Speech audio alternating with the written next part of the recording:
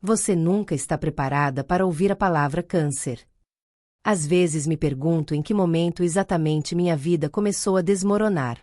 Seria injusto dizer que foi no dia do diagnóstico, porque a verdade é que alguma coisa já vinha se apagando muito antes disso. Quando o médico me disse que era câncer, eu não chorei. Não na frente dele. Só apertei os lábios, assenti com a cabeça, e senti o mundo se tornar um sussurro distante, como se eu estivesse presa dentro de um aquário, assistindo tudo acontecer do lado de fora. Nos dias que se seguiram, as mensagens começaram a chegar. Ligações, visitas, flores. Mas aos poucos, à medida que o tempo passava e o tratamento começava a mostrar seus efeitos no meu corpo, o movimento foi diminuindo. As flores murcharam. As visitas rarearam. E os olhares passaram a ser de pena, e não de força, como eu precisava. André, meu marido, tentava manter a rotina. Pelo menos era o que ele dizia. Saía cedo, voltava tarde. Sempre com justificativas vagas, reuniões intermináveis, trânsito, atrasos. E eu? Eu ficava ali, na poltrona da sala ou na cama do quarto, vendo as horas passarem, sentindo meu corpo se transformar em algo frágil, estranho, irreconhecível. Às vezes eu dizia que sentia falta dele. Ele respondia com um beijo na testa e um eu sei, meu amor, antes de voltar os olhos para o celular. Eu me culpava por estar sensível demais. Talvez estivesse vendo problema onde não havia. Afinal, quem iria querer afastar-se de alguém tão vulnerável assim? Era isso que eu repetia para mim mesma quando ele esquecia de passar na farmácia. Ou quando me deixava esperando na clínica porque o trânsito estava insuportável. Comecei a perceber os silêncios. Não os de conforto, aqueles em que a presença do outro basta. Mas silêncios gelados, densos, onde nem o toque era mais familiar. Havia algo diferente em sua ausência, mesmo quando ele estava ao meu lado. E isso doía mais do que qualquer agulha, qualquer enjoo, qualquer madrugada de febre e tremores. Mesmo assim, eu não dizia nada. Ainda não. Guardava tudo em pequenos compartimentos dentro de mim. Me convencia de que era passageiro, que ele só estava sobrecarregado, que tudo voltaria ao normal depois. Mas, no fundo, uma parte minha, aquela que ainda sussurrava dentro do caos, já sabia que o amor, ou o que restava dele, estava escorrendo pelas frestas do que construímos juntos. E que talvez, só talvez, ele já tivesse ido embora muito antes de eu perceber. Os dias foram se tornando cada vez mais longos, mesmo quando o relógio dizia o contrário. A casa, que antes parecia viva, cheia de vozes e risadas simples, agora era um espaço estéril, preenchido apenas pelo som do relógio na parede e do meu coração tentando manter um ritmo que já não me pertencia. Os efeitos da quimioterapia se tornaram parte da rotina. Os enjoos, as tonturas, a fraqueza, tudo isso era esperado. Mas o que eu não esperava era o frio que crescia dentro de mim cada vez que André cruzava a porta sem sequer me olhar nos olhos. Ele vinha e ia como se estivesse cumprindo uma obrigação. Às vezes perguntava como eu estava, mas não esperava pela resposta. Trazia flores baratas da farmácia, deixava na mesa da cozinha, e voltava para o celular. Quando sentava no sofá, era sempre com o corpo inclinado para frente, como se estivesse pronto para levantar a qualquer momento. Eu comecei a perceber que ele já não se sentia em casa. Não mais comigo. Não era só o distanciamento. Era a leveza com que ele esquecia as coisas importantes. O exame agendado às 7, o remédio que eu precisava tomar com o estômago vazio, o dia em que voltei do hospital e ele sequer notou que eu estava com febre. Eu dizia, com a voz baixa, quase infantil, "Você pode me acompanhar amanhã?" E ele respondia que ia tentar, que dependia da agenda, que estava tudo tão corrido. Ele dizia que me amava. Dizia que tudo ia passar. Dizia que estava fazendo o melhor que podia. Mas amor nenhum sobrevive só de palavras. Principalmente quando o silêncio entre uma e outra se torna maior do que qualquer frase. Comecei a aprender a lidar com a dor sozinha. A me levantar devagar, a organizar meus próprios remédios, a conversar com as enfermeiras como se fossem velhas amigas. Com elas eu podia ser frágil.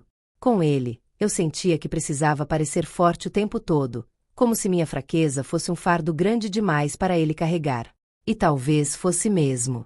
Talvez ele já tivesse deixado isso para trás há muito tempo. Teve uma noite em que eu acordei e ele não estava na cama. O carro não estava na garagem. Liguei 2 vezes. Nenhuma resposta.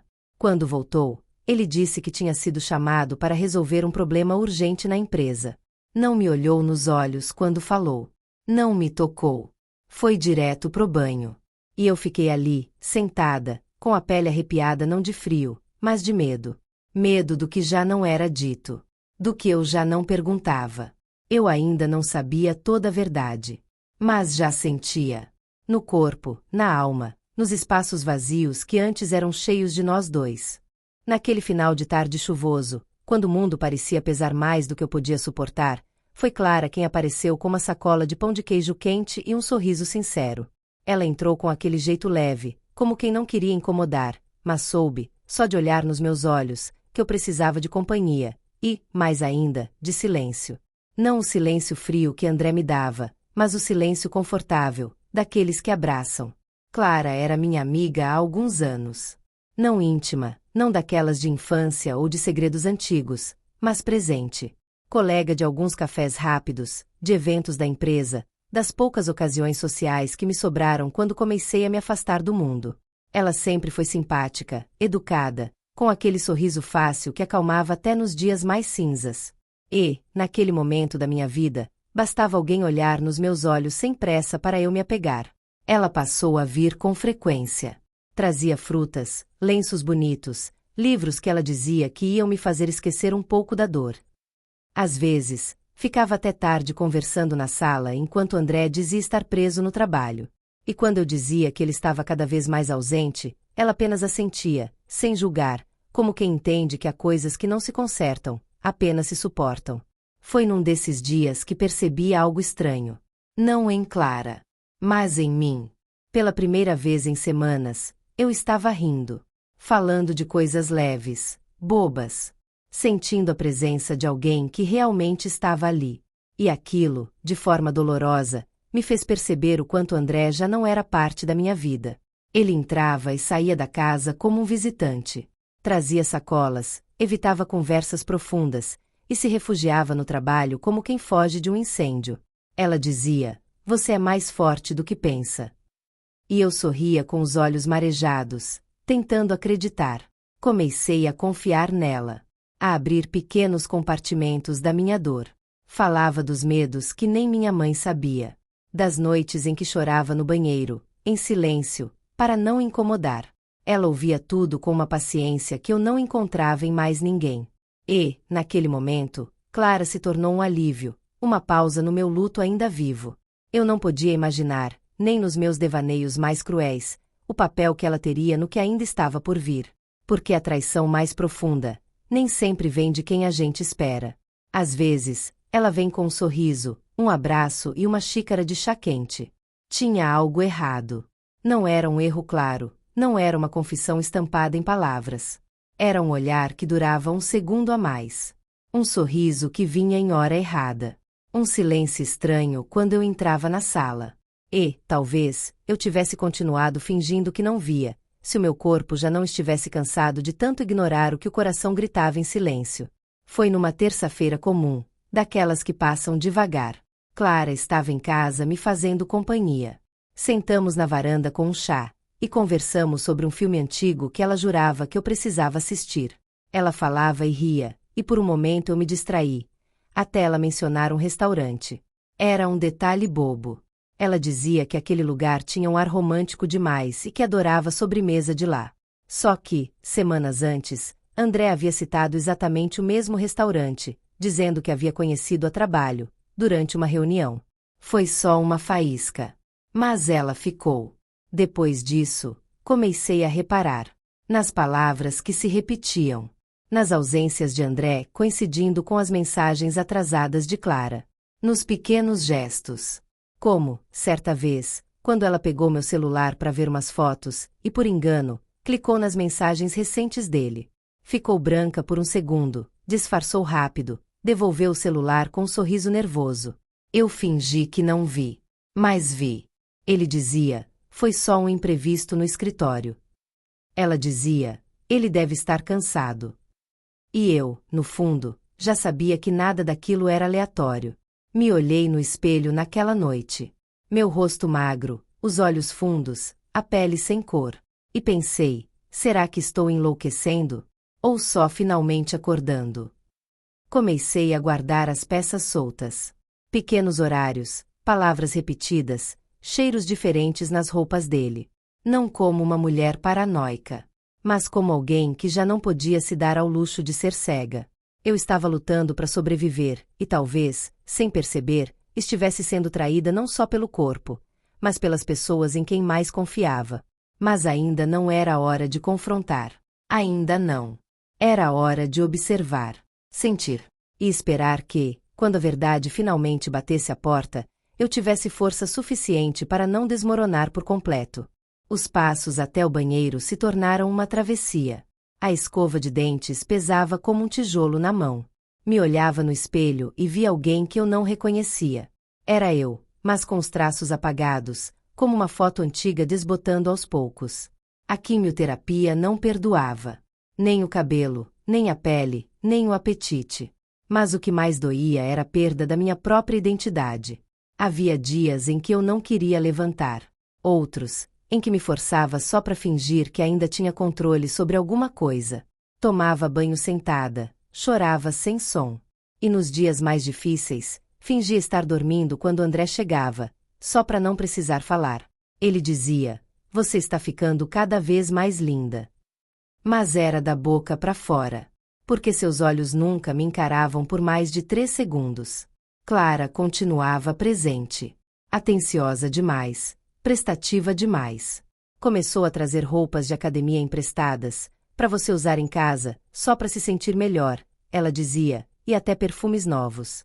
Perfumes que, ironicamente, senti no colarinho da camisa de André poucos dias depois. As visitas ao hospital se tornaram mais frequentes. O médico disse que o tratamento precisaria ser ajustado. Meu corpo não estava reagindo bem. Eu precisava me poupar do estresse, me rodear de apoio. Mas como explicar que o lugar onde eu deveria me sentir segura era exatamente onde eu mais me sentia sozinha? Naquela noite, Clara ficou até tarde. Fez sopa, organizou os remédios, riu das minhas piadas fracas. E quando ela foi embora, esqueci de devolver o casaco dela. No dia seguinte, vi André saindo com o mesmo casaco no banco de trás do carro. Fingi que não vi. Mas senti. Mais uma peça solta no quebra-cabeça. Eu não era boba. Só estava tentando adiar a dor inevitável. Já bastava o câncer consumindo meu corpo. Eu não queria encarar, ainda, o que estava consumindo meu coração. Mas a verdade tem um jeito cruel de se infiltrar nos detalhes. E a minha só precisava de mais um empurrão para vir à tona. Era madrugada quando acordei com uma dor que não sei descrever. Não era só física, embora o corpo queimasse e o estômago parecesse revirar por dentro, mas uma dor que vinha de um lugar mais profundo. Um vazio. Um buraco que nenhum remédio preenchia. Senti minhas mãos trêmulas tentando alcançar o celular na mesinha ao lado da cama. Liguei para ele. Chamei 4 vezes. Nada. Enviei uma mensagem. Tô passando mal. Você pode vir aqui no quarto? Visualizada. Mas nenhum passo ecoou no corredor. Nenhuma porta se abriu. A dor se intensificou. Vômitos, calafrios, tontura. Me encolhi no chão do banheiro, tentando manter a consciência. Não sei quanto tempo fiquei ali. Só lembro da sensação de abandono. O tipo de solidão que grita, não com som, mas com silêncio. Quando finalmente consegui levantar, apoiei o corpo na parede e fui até o quarto de hóspedes. A cama estava arrumada. Ele não estava em casa. No dia seguinte, ele apareceu às 7 da manhã. Cabelos molhados, como quem passou a noite fora e tentou esconder com um banho rápido. Usava a mesma camisa da véspera, mas com um perfume que não era o dele. Ele dizia, a reunião se estendeu mais do que o esperado. Eu apenas assenti. Porque questionar exigiria força, e naquele momento, eu não tinha nem para manter o corpo em pé. Mais tarde, fui conferir as câmeras de segurança. Algo que nunca fazia. E lá estava ele, saindo às 8 da noite. Voltando às 6:30 da manhã. Mas o que me tirou o ar foi outra coisa. No banco do passageiro, pouco antes do carro dar ré, vi um vulto feminino. O rosto não apareceu. Mas o modo como ela colocou a mão no ombro dele, carinhosamente, era íntimo demais para ser apenas uma colega de trabalho. Fiquei parada ali, olhando para a tela como se não soubesse o que pensar. Mas eu sabia. Naquele dia, não chorei. Não gritei. Não confrontei. Apenas me vesti com a dor e segui. Porque agora não era só o câncer que me consumia. Era ele. Era ela. Era o amor morrendo aos poucos, diante dos meus olhos ainda vivos. Naquela tarde chuvosa, o som da água escorrendo pelas janelas preenchia o silêncio do quarto com um tipo de melodia melancólica. Eu estava sentada na poltrona perto da cama, enrolada em uma manta fina, observando o movimento lento das gotas enquanto o mundo lá fora parecia continuar normalmente. Aqui dentro, tudo estava parado. Meu corpo já não me obedecia como antes. Cada gesto exigia esforço. O enjoo persistente, a pele amarelada, a exaustão constante. Eu era só cansaço e lembranças. Mas naquele instante, algo mudou. Não de forma abrupta, não como um raio que rompe o céu, mas como uma chama que se acende devagar, pequena, silenciosa, e queima. Peguei o espelho que ficava sobre a cômoda e encarei meu reflexo por alguns minutos. Me reconheci e não me reconheci. Eu estava ali, os olhos fundos, o rosto sem cor, os cabelos ausentes, mas havia algo de diferente no meu olhar. Algo que eu não via há muito tempo. Uma firmeza, talvez. Uma decisão. Foi naquele dia que eu parei de esperar. Deixei de esperar um gesto de carinho, uma mensagem verdadeira, um toque que não fosse protocolar. Parei de me iludir com desculpas, com retornos tardios, com beijos que não tinham alma. Deixei de acreditar naquele roteiro que repeti tantas vezes na minha cabeça. Ele está cansado, ele está estressado, ele vai melhorar. Não. Ele não estava cansado. Estava distante, frio e provavelmente apaixonado por outra. Ele dizia: a empresa tem me exigido demais. Mas nenhuma empresa justifica mensagens às 2 da manhã com emojis que ele nunca usava comigo. Nenhuma empresa deixa vestígios de perfume doce no banco do carro. Nenhuma empresa reserva um hotel de luxo para 2 pessoas enquanto a esposa está vomitando no banheiro, entre ciclos de quimioterapia. Eu já sabia. No fundo, sempre soube. Mas naquele dia, ao invés de chorar, eu respirei fundo e me levantei. Porque uma coisa ficou muito clara: se eu não começasse a cuidar de mim agora, ninguém cuidaria. Comecei aos poucos. Revi os extratos bancários. Fui juntando peças, datas, nomes. Abri uma conta em meu nome e comecei a transferir pequenas quantias. Cada real que tirava da conta conjunta era como recuperar uma parte de mim. Consultei um advogado, com o mesmo cuidado que uma mulher ferida consulta o espelho depois de uma batalha. E ele me ouviu. Me entendeu. Me orientou sem julgamentos. Pela primeira vez em muito tempo, senti que estava fazendo algo por mim, não pela casa, não pelo casamento, não pela imagem que os outros viam, mas por mim. Clara veio me visitar naquele fim de semana. Entrou com seu sorriso largo e sua voz doce demais. Trouxe flores, como sempre fazia, e insistiu em preparar um chá para mim. Mas havia algo no seu olhar que me incomodou. Um cuidado exagerado, quase ensaiado. E eu percebi. Ela não estava ali só como amiga. Estava ali também como cúmplice de algo que ainda não tive coragem de dizer em voz alta. Mas eu não a confrontei. Ainda não. Porque agora, eu tinha um plano. E um plano, diferente da dor, exige silêncio. Enquanto eles se perdiam em mentiras e encontros escondidos, eu começava a me encontrar no meio dos destroços. Eu estava voltando. Mais fraca fisicamente. Mas emocionalmente, eu estava mais forte do que nunca. Acordei cedo naquela manhã, antes mesmo do sol nascer. A casa ainda dormia, mergulhada em um silêncio denso, mas dentro de mim algo já havia despertado. Não foi raiva. Não foi tristeza. Foi lucidez. Uma clareza cortante que me atravessava inteira. Fui até a cozinha, preparei o café e organizei a mesa com uma calma que parecia irreal. O cheiro de pão torrado e café fresco se espalhava pelo ambiente, e cada pequeno detalhe, o guardanapo dobrado, a manteiga disposta com cuidado no potinho, o suco recém-espremido, parecia parte de um ritual antigo, quase maternal. Mas não era acolhimento. Era um aviso sutil.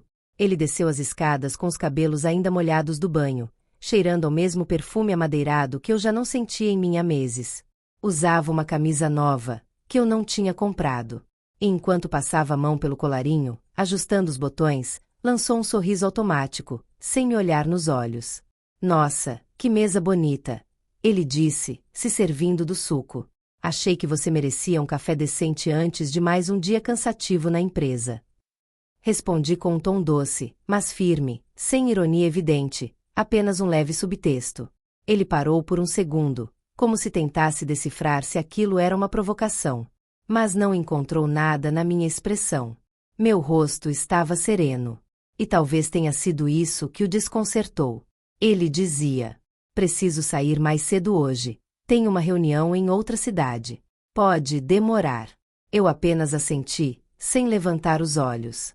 Claro, cuide bem dos seus compromissos. As palavras saíram com naturalidade, mas tinham peso. Ele percebeu. Engoliu em seco. E por um breve instante, hesitou. Como se algo em mim o deixasse inseguro pela primeira vez em muito tempo. Naquela noite, quando ele voltou, encontrou a casa mais escura do que o habitual. Eu estava no meu quarto, lendo um livro antigo. Nem me dei ao trabalho de perguntar como foi a viagem. Não o abracei. Não fiz perguntas. E esse silêncio, mais do que qualquer briga, o desequilibrou. Aos poucos, comecei a inverter o jogo sem que ele percebesse. Passei a guardar papéis, imprimir e-mails, registrar horários. Deixei a escova de dentes dele fora do meu banheiro. Mudei o tom, o ritmo, os olhares. Cada movimento meu era calculado, não por vingança, mas por justiça. Clara apareceu novamente 2 dias depois. Trouxe uma torta e uma desculpa qualquer. Mas algo mudou no jeito como ela falava comigo. Ela estava nervosa. Como se intuísse que eu já soubesse de tudo. E de fato, eu sabia. Sabia mais do que ela imaginava. Ainda assim, mantive o teatro. Sorri, agradeci, comentei do tempo. Mas quando ela se virou para sair, deixei escapar. Ah, Clara, próxima vez, tenta não deixar seu perfume no carro dele. É muito doce pro gosto dele. E pro meu. Ela congelou por um segundo. Depois riu, meio sem graça, e saiu com passos rápidos. Naquele momento, soube que o jogo estava virando. Eles ainda achavam que tinham o controle. Mas eu já estava 2 passos à frente. E ao contrário deles, eu não estava improvisando. Depois que tudo foi desmascarado, não houve escândalo. Nenhuma cena dramática, nenhum prato quebrado. A verdade estava ali, nua e cruel, em cada extrato bancário, em cada passagem emitida para 2, em cada foto tirada à luz do sol de um paraíso que eu nunca conheci. Porque, naquele mesmo período, eu estava deitada numa cama de hospital, com a cabeça raspada, o estômago embrulhado e o corpo implorando para aguentar mais um ciclo. Nos dias seguintes, com a casa vazia e o silêncio preenchendo os cantos, eu sentei no sofá da sala e encarei minha realidade. Eles haviam me traído, sim. Mas o que doía mais era saber que, mesmo antes de Clara, eu já havia sido deixada para trás. Abandonada emocionalmente, esquecida enquanto me desfazia por dentro, aos poucos. A traição era apenas a última pá de terra num casamento que ele já havia enterrado. Então, tomei uma decisão. Se ele havia escolhido virar as costas, eu escolheria olhar para dentro. Voltar para mim. Eu precisava sobreviver, não apenas à doença, mas à ausência, à dor emocional, ao sentimento de abandono que me corroía mais que o próprio câncer. Passei a organizar sozinha meus horários de quimioterapia, refiz meus exames, procurei uma nova médica, troquei de hospital. Criei rotinas. Comecei a caminhar todos os dias pela manhã, mesmo que fosse só até o portão e de volta. O esforço me deixava tonta, o corpo gritava, mas eu continuava. Cada passo era como um pequeno protesto contra tudo que eu tinha vivido. Os efeitos colaterais da quimio eram brutais. Eu passava horas abraçada ao vaso sanitário, suando frio, o gosto metálico da medicação ainda na boca. Às vezes, não conseguia comer por 2 dias. Às vezes, chorava escondida no banheiro para não assustar os poucos amigos que ainda apareciam. Mas mesmo nos dias mais escuros, uma parte de mim se recusava a desistir. Durante esse período, aprendi a ficar em silêncio comigo mesma. Aprendi a ouvir meus próprios pensamentos sem me julgar. E, aos poucos, entre uma sessão e outra, entre um vômito e uma oração, eu fui me encontrando. Entendi que a cura não viria só dos medicamentos, mas da minha decisão diária de continuar. Enquanto isso, pelas redes sociais, os dois seguiam como se nada tivesse acontecido. Sorrisos, taças de vinho, pés na areia.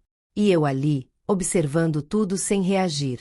Porque eu já tinha entendido: quem some diante da dor não merece lugar na vitória. Depois de 8 meses de tratamento intenso, entre sessões, exames e noites de febre alta, veio o dia da última consulta. Entrei na sala da médica com o coração acelerado. Ela me olhou, respirou fundo e sorriu com os olhos úmidos.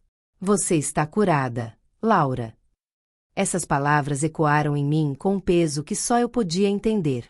Saí do hospital e fui andando devagar até o carro.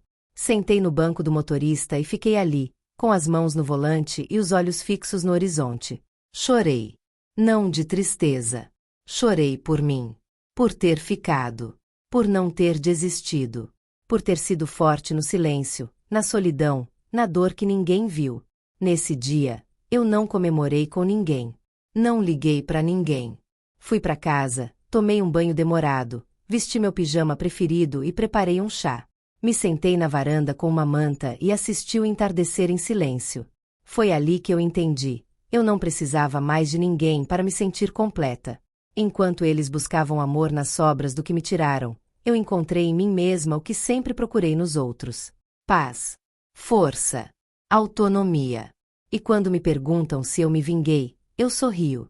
Porque não há vingança maior do que a cura. A cura é minha. A liberdade é minha. E a nova vida que me espera também será. Não havia mais raiva. Nem tristeza. Apenas um silêncio profundo, quase sagrado, que me envolvia nos dias que antecederam minha partida. Eu observava cada cômodo da casa como quem se despede de algo que já não lhe pertence. Aquela casa, que um dia foi meu lar, agora era apenas o cenário do fim. O eco das conversas que nunca tivemos, das palavras que ele calou, da ausência disfarçada em presença. Era hora de ir. Não como quem foge, mas como quem escolhe viver.